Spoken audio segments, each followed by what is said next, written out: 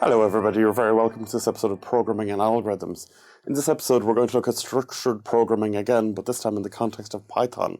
So it's a very similar talk to the video on structured programming and pseudocode, but I just want to highlight some of the key differences in Python and some of the key terminology that we might encounter in a Python context. So in the same way we looked at the prime checker in the pseudocode in Python, let's have a look at the prime checker code, and the main code, as we can see, it just does the same thing. Calls is it prime, and if it's true, it's a prime number. If it's not, it's not a prime number. And then our main method in Python simply gets in a value and then reads it and sees whether the number is prime or not. So we'll make the same point as before. That is doing, the module is doing two things. It's reading in the value, and then it's also checking if it's prime. So we need to move that read from the module into the main program. So how do we do it? We simply add into the main program an input statement, int a equals int input, please input a value. So we've taken the read out, and now the next line is the important one. It reads if is it prime open bracket a. So whatever value we read in, we pass that into the is it prime module by calling that method with the parameter going in a. If we read in the variable as value inputted, then we'd say is it prime open bracket value inputted. So whatever variable name we give to the value we read in, we just pass that into the is it prime module. Absolutely as there, and then in the code for the is it prime checker, now we're reading in the value of a, so we're receiving it as a, and then doing our prime checking as before, and returning back a Boolean variable, is it prime, which is going to be either true or false. So the main change there is just we're taking in a through the declaration line of the method. So same as before, as we've explained in pseudocode, we can have global or local variables, and we refer to the visibility of a variable as being visible either locally or visible globally, and it's bound either locally or globally. So in Python, if we had a program and it simply says it's got a variable called global variable, which it's a string, and it prints out the phrase this is a global variable, and we print that out, all it to do is print out the phrase this is a global variable.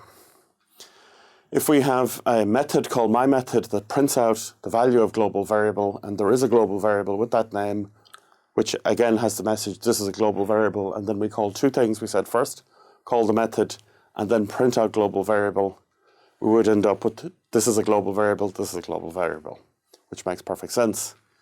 But if we declared a variable locally to the method with the same name as the global variable name, which prints out a string local copy of the global variable, then if we called myMethod and then printed out the value of the global variable afterwards, it would print out first the local copy, the one in myMethod, which is the local copy of the global variable. Then afterwards, because we're printing it out as well in the main program, it'll print out this is the global variable.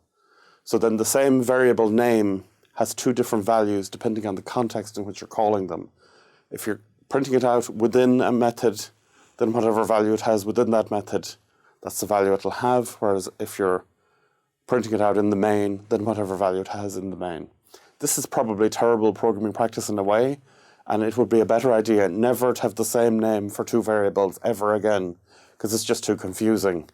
But sometimes when people work in teams, they build modules separately, so then they don't know they're using the same variable names within the modules. But if every variable just had your initials at the end of it or something, you could get over that. Lots of organizations have programming standard practices that prevent this from occurring. Here's another instance where we can see inside our method, we're declaring a local copy, then we're saying print out the local copy. Now what we're saying is globalize the local copy. So the keyword in Python that is crucial in this particular program is the word global. So when I put the word global in front of a variable, what that means is from now on, whatever value the variable has at this level in this method overwrites everything else. So now this is the global value of that variable. So then if we print that out again, we're going to get local copy of global variable. So when we call that method, it'll print out that it's the local copy. Then we've globalized that and said every instance of that named variable becomes whatever value it has at the moment, which is local copy of this global variable.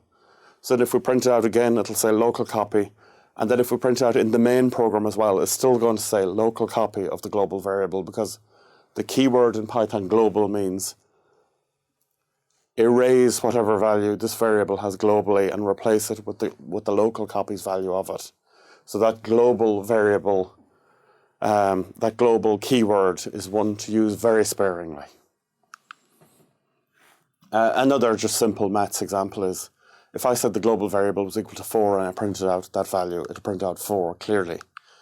Now if I said global variable is 4 and called a method where I just printed out global variable and printed it out again locally and globally, it's going to print 4. Whereas if I have a local copy of the global variable whose value is 8 and the global copy is 4, and I print them both out, then it's going to print 8, 4, the local copy first, then the global copy, because that's the way I've called them. So that's it. Thanks very much. See you on the next episode.